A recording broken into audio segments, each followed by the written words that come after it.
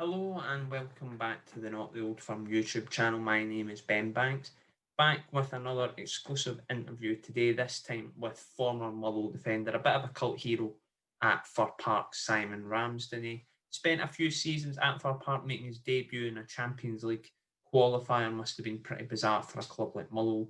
Played a fairly significant role in the Stuart McCall eras when Motherwell were finishing second every year, as well as he played a part in their survival in the Rangers playoff matches as well, featuring in that game for a brief period. Plenty of stories from him. He's a Motherwell fan now. I think he sees himself more as a Motherwell fan than an ex-player. He's been up and down to see Motherwell numerous times in the past few years since leaving Fir Park. He tells us his stories of his time at Fir Park, why Stuart McCall was such a good manager, the different players he played with at Fir Park, as well as some of his best memories, and a bit as well about what he's doing now after football.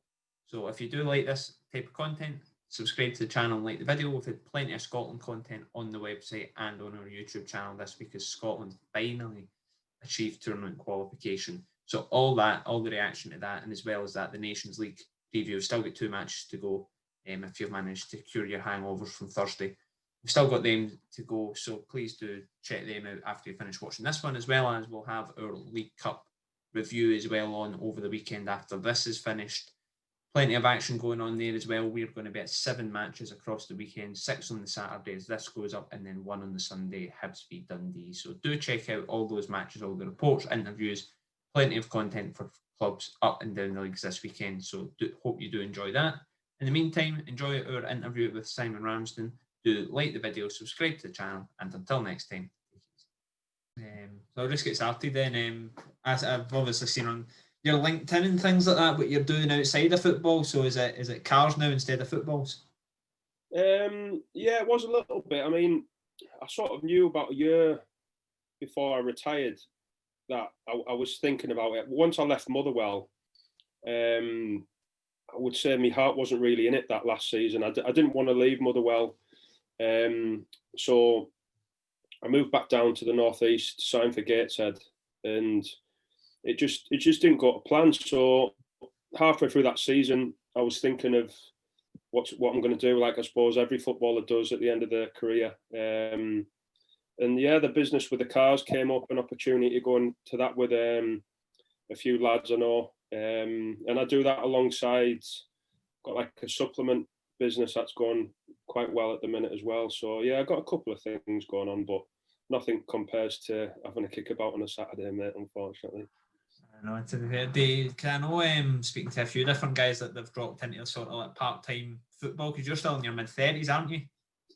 39 next month, unfortunately. 39? God, I thought you were still about 35, 36 when I was doing my research. No, mate, I'm still toying with the idea of making a comeback, I think, but nah, I think 39's pushing it a bit too much for a comeback. Like, aye, well, you've done all right then to even get to sort of 35, 36, especially after the career you've had, a fairly decent one.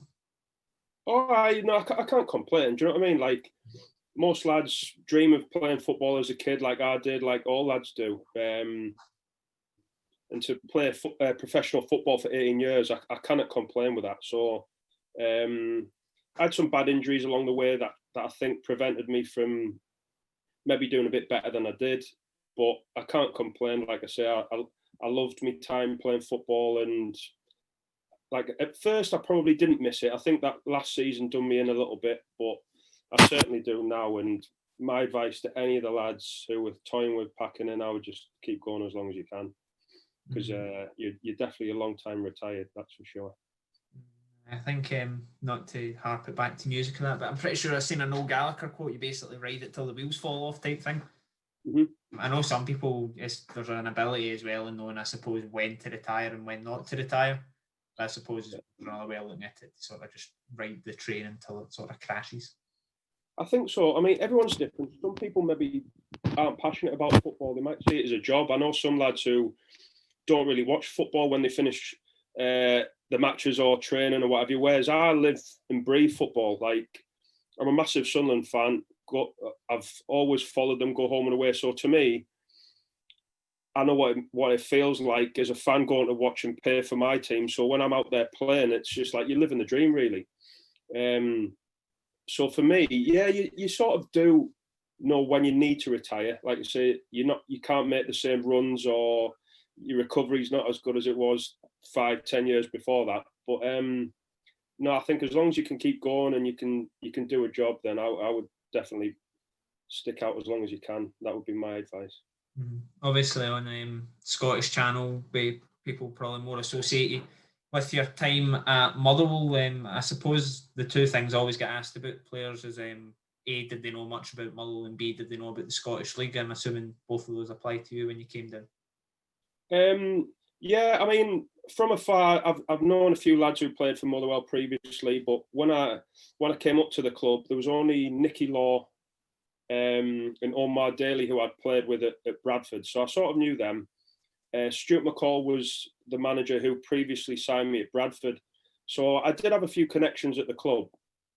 But it's like anything, when you're signing in a new league, you don't know what to expect. But I absolutely loved it. Like I can't put it into words. Like the experience, the whole time that I had at the club, it was amazing. Great fans, great people. The squad we had to finish second in the Premiership behind Celtic 2 years in a row was just second to none. So yeah, just great memories. Because obviously I think anybody that's seen your sort of, you were on Under the Cosh a few weeks ago, seen that can probably tell you're a massive Sunderland diehard, but perhaps some English fans don't know is how much you took to the Motherwell support and vice versa. Yeah, I was actually talking about this earlier today. I've got a friend who's a diehard Motherwell fan. We were having a bit of crack this afternoon, and like I've been up to loads of Motherwell games since I retired, and barring Bradford, out of many of the clubs, I'd never had that affiliation with them. I love my time at Rochdale and Grimsby, Notts County and things, but I've never been back to watch them play or anything like that. Whereas Motherwell, I don't know, it just got under my skin. Like me, like as a family, we loved living in the area, made so many great friends, and just good times, mate. Like, yeah, like I say, it's probably it was the best time of my career, playing in the Champions League and finishing second, and just great memories. The one I can always mind hearing, were you back in Club 100 for the Cup finals a few years ago? I was in Club 100 after both the Cup finals, I think. It was just amazing, wasn't it? I can't remember much about it, but I was definitely in there starting a few chants off, I think. Well, because I know I could, because obviously I'm from the area, and I can mind hearing all the rumours and you see in all the sort of forums and stuff. Oh, Simon Ramsden just came in here, obviously left a couple of years after that, and why Simon Ramsden in here, like steaming? Well, like I say, I've got some good friends who I made from up there. Who I go back up and visit quite regular, and they go to all the matches. So when Motherwell got the cup final, I said, I'm coming up. I'm not missing that. Obviously went out the night before and back to Club 100, and it's just a shame, obviously, the result. In fact, I can't remember which cup final it was. I got dragged up to sing on the karaoke on the side of the pitch as well. Was that the May Scottish Cup final? Because I can remember they opened up for. Yeah, it was. It was a main Scottish Cup final. It was like Derek's band, the Banter Thieves. They were singing like for the TV and what have you. And then we got back after the match. Obviously, I had quite a few drinks. And they're like, Rammers, get yourself on the pitch. And I was singing Sweet Caroline or something on the pitch, but just one of them, and it was good crack. I was about to say, only time you'll probably get alcohol into Fir Park these days. That's it. But I mean, those are sort of fans, I think, really connect with that. I think in the modern game especially, you'll know that sort of connection with fans where players are out drinking with them and things like that, or even just socialising with them and things like that. It's a proper throwback to years gone by, probably. I think that's why I love the club so much, because like we had so many do's and things where like the fans and the players were together. Like even when we played in Europe, we'd fly in the same plane together. We'd I don't know, it was just like such a bond. And at other clubs, you didn't really have that. There was like quite a bit of separation, and you'd finish a match and you drive home and you wouldn't really mix with the fans. Whereas at Motherwell, we'd have a pint after the match, or like you say, come back up to Club 100, and it was just like such a great family feel to the place. Like it was amazing. When you first came up, obviously you were saying if you were there with Omar Daly, I'm assuming he probably just powered your car all the way up and just ran you. Yeah, he's a character, Omar. To be fair, I don't think, the Motherwell fans seen the best of him, to be honest. But when he was at Bradford, he had a bad injury. But before that, he was unbelievable. Like, he was like so fast, out and out winger. He was different class. And then, in fact, I played against him for Rochdale, and he just ran me ragged. So he was just he was different class, but a good character. And like I said, it just didn't really pan out for him at Motherwell, I don't think. But I wouldn't want to have a race with him. That's for sure. No, I can mind. I think it was a game against Kilmarnock or something. And I think it might even been Gary Hay, who was maybe about 34, 35 at the time, and like Omar Daly's got a 20-yard head start on him. And he's just by him. This guy's about 35, and obviously not the quickest in the world. Yeah, definitely. Chris Humphreys was the same as well. To be honest, he was rapid. Yeah, I can mind sort of. You had, even when Ajama came in as well, you had sort of three of them. Jamie Murphy wasn't exactly slow either, so the only one you had to keep through the middle. Yeah, but then look at Higgy's scoring ratio was unreal, wasn't it? Them seasons, like. Yeah, but I was speaking to him. Obviously, Stuart McCall was manager for most of your time. Then I was speaking to Chris Humphrey a few months ago for a different thing. And he was saying, like, whenever Motherwell were playing or stuff, if Rangers were playing beforehand, he'd always have the phone or the telly on with Rangers on in the background. Oh, he's Rangers through and through, mate. Aye, but him and Kenny Black would be the same. It's just like if Sunderland were playing before any game, I'd have it on my phone or what have you. It's just, it's in you, isn't it? So, but as a manager, like you cannot get better than Stuart. He's just, his man management skills, just so down to earth. Great man, who obviously all the players wanted to play for. And that's how we ended up finishing second 2 seasons in a row, because there was no doubt about it. We were punching above our weight. Some of the squads that were in that league, the money they spent, and yeah, like I said, we just had such a close connection. The lads, manager, the whole club, and that's why we've done so well. Yeah, because there's a few obviously exceptional players in that group, but a lot of the players as well in that group, they've not exactly. They still are good players, but they've not gone on to have, like, they've went to the likes of Dan Randolph and things like that. Have went to the Premier League. Yeah. A lot of them sort of played the best football of their careers at Fir Park all at the one time. I think the good thing, what I noticed more from coming from England, when I was at Bradford, like if a first team player got injured, they would go into the loan market, get an experience. Like if I got injured, they'd get an experience right back from, I don't know, a championship club or something on loan, or the same throughout the squad. Whereas I came up to Motherwell, basically, if one of the lads was injured, a young lad would get thrown in, and he'd get his opportunity a lot quicker than they would do in England. And so, like that season, you've got like your Stuart Carswell, Stephen Everettons, we had Scouse who centre half. We had quite a few young lads who I think if it was in England wouldn't have had the opportunity, but they all came in and done really well. And that's the thing about Scottish football. The budgets aren't massive, so they can't afford to just go out and say, oh, we'll blow however much money on a loan signing or bring someone else in, because they haven't got the funds. So they have to throw the young lads in and trust them.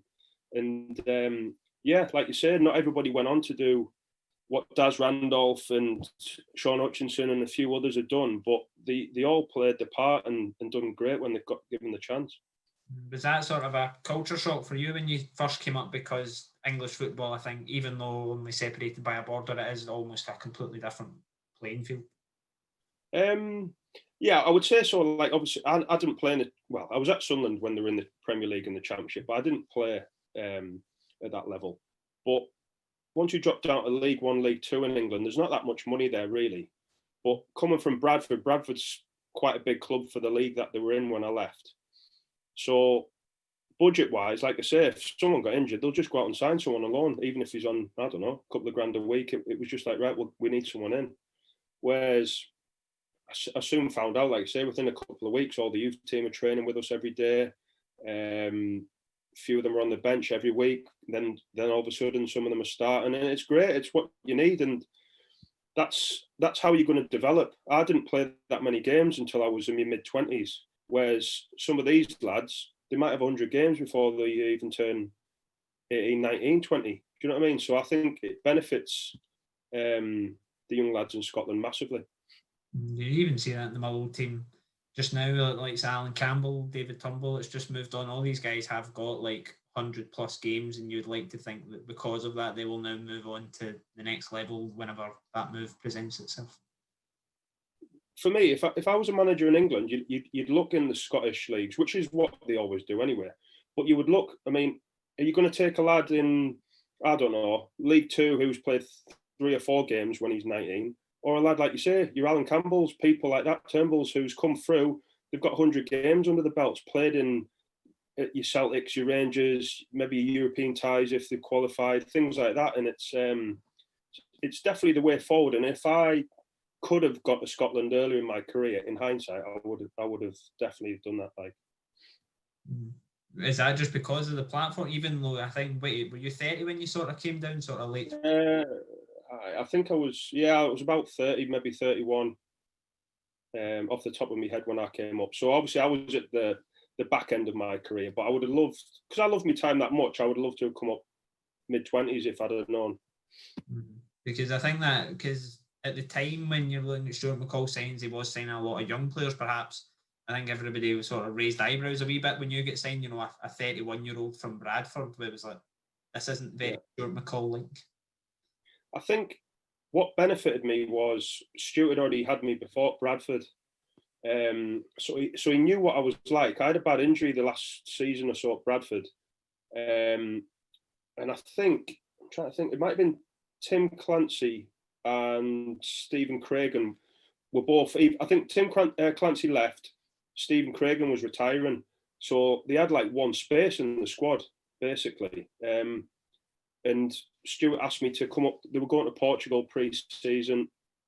He said, look, like, Rammers, I know what you're capable of, but I need to see that you're fully fit. You've had a few injuries and what have you. And yeah, basically, I think because he's had me before, that's how it panned out. He probably wouldn't have looked at me if he didn't know what I was about and what I was capable of doing.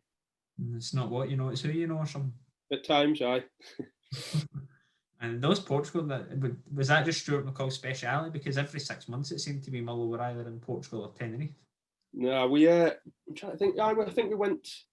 Where did we go? We went to Portugal 2 of the years pre-season, and I think we went to Spain the other one. But it's good. It gets you away, like hot weather training, and you come back feeling fresh and ready to kick on for the season. Like you kind of beat a bit of sun on your back and in Grafton, like so.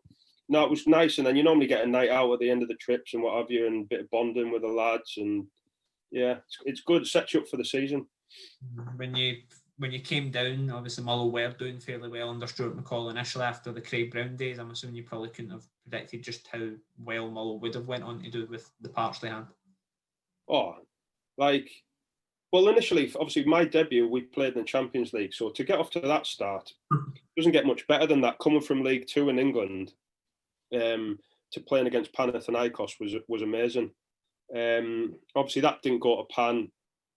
Played in Russia in the Europa League, which was another amazing experience. But to then go from that and, like you say, our squad on paper, yeah, we had 2, 3, 4 like very, very good players. But the rest of us, I don't know, steady away probably SPL players, but collectively, like, we just overachieved. And once you get on a run and you start winning games, the confidence just grows. And it was like that the whole season. We just felt as if we could beat anyone. I don't know if we beat Celtic once or twice at home that season, but like I say, we didn't care who we played. We thought at Fir Park we'll beat anyone. And once you've got that confidence, there's no stopping you. So yeah, it was amazing to finish second line. And Dribble Cisse, I'm assuming, probably gave you a nice and easy debut. Do you know what? I was right. But no, in fact, no, Cisse was playing for Krasnodar. So he played in the Russia game, you know, when we got knocked out. Because he was at Panathinaikos as well, I'm pretty sure, at some point as well. So I think he might have been. But no, he didn't play for Panathinaikos, but he played in the Russia tie against Krasnodar. But I was playing fullback in that game, so I stayed away from him because he's a bit nippy like Omar as well. Not too bad, but obviously coming into that game against Panathinaikos, you've got a full Fir Park, and yeah, even though you probably won't see scenes like that at Fir Park again in terms of the magnitude of the game. It probably just gave you an introduction of what it can be like when Mull do hit those sort of heights. I still remember it clear as day. Like a couple of memories stick in my head. I remember driving to the ground because it was my first home game. Like we played one pre-season match like the week before against Everton. I think it was Stevie Hamill's testimonial, but there might have only been maybe a couple of thousand there or so. But I remember driving to the ground and all the Motherwell fans were marching up from the electric bar and there was flares going off and the drum, and it was like, wow, this is amazing. Just even pulling up to the ground. And then my other memory is we went 1-0 down and there was just like a roar around the ground as if to say, like, come on, we can still do it. It was just like hairs on the back of your neck sort of thing. It was just, yeah. I mean, obviously the result didn't go to plan, but what an experience. It was just, it was class, just from start to finish. Even getting beat, it was just something to always remember. I suppose the only regret sort of that time was obviously the experiences were great, but I don't think Mull actually ever. I don't even think they really scored a goal. No, in those times, which was probably the only disappointment. We missed a penalty out in Russia. I think Bob McHugh missed a penalty late on, but we were already out even if that had gone in. But yeah, that was a shame because I think the home performance against Panathinaikos, we deserved to at least score. We definitely held our own and we're in the game for the majority of it. Away from home, like I said, they just were too good for us. But no, it was the following season where we managed to score against Stjarnan, the Icelandic team, but that didn't go to plan either, unfortunately. No, that's the Stjarnan game is probably the one you look at as even though there was 2-0 and 2-2, that's probably because I think if you look, obviously you don't want to look too far in the distance, but I'm pretty sure Stjarnan went on to play at Inter Milan and stuff. I'm sure they did. I think they played. Did they not play like Lech Poznan or something? And it was Lech Poznan and then Inter Milan. I think it was. Yeah, sickening that, isn't it? Imagine getting through that. But to be honest, it's one of them we should have got through. 2-0 up at home, and even over there, we were leading. And yeah, I think that's the one out of all the European ties. That's the one that's still you still like kick yourself a little bit how we didn't get through that one. Yeah. It was a weird one. That was obviously they were sort of the staple marks of that McCall era, really, those European nights. And for a club like Mull, even though they got into Europe this season, you probably won't see such a consistent run of European victory, not even so much European victories, but European runs pretty much every season for 4 or 5. Yeah, like we've touched on before, like I don't think like Stuart and Kenny and the group of lads maybe got like, I don't know, like the recognition at the time for how well we'd done as a club. I think when everyone looks back now, whether it's players, Stuart, the fans, they'll look back on that time as like one of the best eras in I don't know how many years it was. But at the time, yeah, there's no doubt about it. We all massively overachieved. And at the time, it was just like the norm to get in Europe. That's how well we did. So it was a shame how it panned out my last season, and obviously there was no European trips for a while after that. But it's nice to see obviously Motherwell getting back in last summer and having a few games this year. That last season, I think, your last one at Mull, probably to go from the second place stuff to then just whatever happened in 2014-15 for you who had been there, and I suppose who else was in that squad? Keith Lasley as well was another one that was in the squad. Must have just been a complete culture shock, really, to go from the highs of Champions League to fighting this. Yeah, I think what it was, I think it was possibly coming because the first year, I think we lost a couple of players, like a couple of the best ones. So like Murph moved on, then Higden moved on after the second season. Sean Hutchinson moved on, Daz Randolph moved on, and you need to replace them players like the quality that they had. You cannot keep losing your best players. So the first 2 years we got away with losing the odd one of them, and the club needed the money. So it's totally understandable. But I think in that third season, we just didn't quite replace them. So we were struggling a little bit. didn't really have much form, and then obviously it was unfortunate Stuart left, and then, well, when Ian Barraclough came in, it just didn't go to plan at all, and thankfully we stayed up at the end of the season in the playoffs. Obviously, the game that's synonymous with that season is the Motherwell Rangers game, probably for all the wrong reasons at the end of it. You were on the park. Obviously, the pictures of Lee Irwin getting battered by Belial Mosney are written into Scottish football folklore, never mind Motherwell folklore. So, what were your sort of memories of it on the park? To be fair, I was subbing both games, but I remember I came on in that game. There was only like, I don't know, 5 minutes to go or something. And I remember like the full-time whistle going. Now, for me, it was a tough one because I knew I was leaving the club that next day. It wasn't rocket science. The manager hadn't told me, but I knew I was leaving. So I've got that on one side of it. On the other side of it, I've got so much respect for Stuart and Kenny. So I was delighted that Motherwell stayed up. Gutted that I was going to be leaving the next day, and also gutted for Stuart because I could see how much he wanted to do well, and that was his dream job, obviously Rangers as well. But then it started kicking off, and you're in two minds, aren't you, like to start getting involved and what have you. So I think Lee Irwin's in with Moshney. I think Craig Moore's coming and giving one, and then there was a bit of like tussling and stuff in the tunnel and what have you. But nah, it didn't really get much out of hand after that. It was all right. Because I think it was because of the TV cameras caught it like as it was happening. Perhaps blown up to be more of a thing than it was, albeit the photo of Lee Irwin getting punched is an absolute belter. I don't think there's been a better Scottish football photo taken in the last 10 years. But I think it was. I'm sure Moshney was waiting or wanting to wait outside the ground, like for Lee Irwin. I'm pretty sure. And then the stewards came over and that. And to be fair, like my head wasn't really right after that game because I knew I was leaving the next day, so I was a little bit despondent, to be honest. Otherwise, I'd have maybe got involved with Moshney myself. Like, but I was about to say from the stories and stuff and the other things I've heard, that I sort of had. Obviously, perhaps my memories of it aren't too great, but I sort of thought perhaps that sounds something up Simon Ramsden Street, but given the circumstances. I can't remember exactly, but I'm sure when they were like kicking off, I think I maybe just tried to drag Murray off or something. I didn't actually get any digs in or out. But yeah, if, like I say, under different circumstances, if I wasn't, I don't know, it felt like someone had died or something to me. Like, I know we'd won, but I was just so gutted.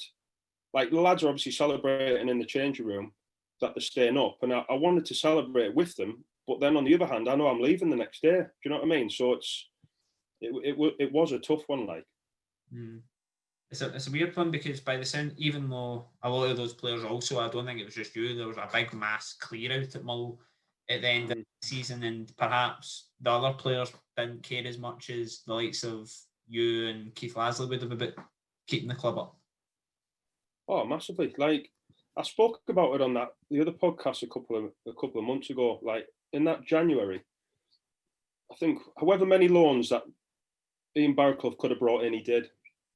Whatever the maximum amount is, of young lads from England and what have you. And don't get me wrong, a few of them were not bad players, good lads, but some of them weren't up to it. And then you've got the likes of me, some of the other lads, I can't think of everybody's name off the top of my head, but lads who been there and sort of like played a part in us finishing second 2 seasons in a row, who would run through a brick wall for the club, who love the club, and were either in the stands or on the bench or getting brought on for 5 minutes as a cameo at the end of a game. Like, and yeah, like the end of that season, a lot of us left. And I don't know how long it was into the following season, but I don't think the manager lasted long. And he brought a lot of new players in, spent a lot of money, and it just didn't pan out for him. Yeah, but obviously that was only one season. I suppose for you, you still very much carry the golden era, if you will, of the Stuart McCall days. All right, that's it. Like, no one can ever take that away. I think anybody who was at the club for them during that spell, your Lasleys, your Hamills, your Higdons, Murphys, Faddies, Hutchie, Tom Haley, all of them. Do you know what I mean? Like, it's memories that you'll always cherish. So yeah, like I say, I'll look back on it as the fondest, apart from playing for my hometown club, Sunderland, making my debut. Take that out of the equation. Motherwell's the best time of my career. So yeah, I'll always look back on my time under Stuart really fondly. Did you think that was possible, sort of coming from Sunderland, like you could enjoy a club just as much? No, like I said, all the clubs that I played for after I left Sunderland, I never really had that feel. Like I had great changing rooms where I got on with the lads, or like Bradford was an amazing club, like playing in front of 15, 20,000 fans at times. Like it was great, and you could see the potential of that club. But as a whole, I'm talking like family life, football life, everything. It just clicked with Motherwell. I've just never been happier on or off the pitch. And still to this day, like I say, I love coming up. You can't beat it. So yeah, just great memories. Is there any particular memories? Obviously, we always look for wee stories, interviews last. So, is there any particular memories that stand out for you? Maybe Higden getting locked up after that Player of the Year do was a good one. Like, I mean, if anything summed up Michael Higden, I think that would be it. Obviously, not expected to do much at Motherwell, goes and scores however many goals it was, and then locked up in the cells for a night. I think he was actually, I think actually Motherwell fans, instead of condemning him for that, I think Motherwell fans actually celebrated him when he got locked up. Oh, but that, well, apart from that, this just sums up the club and the togetherness we had. Like the PFA awards, everyone sat there like prim and proper, suits on and what have you. We'd all been out all afternoon in Glasgow and what have you on the drink. Higden gets announced, obviously Player of the Year. We're all spraying bottles all over, just celebrating, because it was just like it was like your brother had won it or something. Do you know what I mean? It was like everyone was just over the moon that he'd won. And all the other tables must have been looking around saying, what's these Motherwell lads doing? But we're just like so happy for him dancing on the tables. And obviously it just too many shots and it got out of hand after that and Higgy's got locked up. Like, but that was a good night, a good memory. Mm-hmm. So when do you next get up to Club 100 and the places of ilk we're living in? But you'll be as soon as possible. I'd have been up this season by now a few times if I could have been, but no, let's hope everything goes back to normal soon and the fans can start going to matches again, because like I say, it's what we all need. We just need a bit of normality, and football's not the same without the fans and going to the match on a Saturday. So hopefully I'll be back up soon and back in Club 100 starting on the karaoke again or something.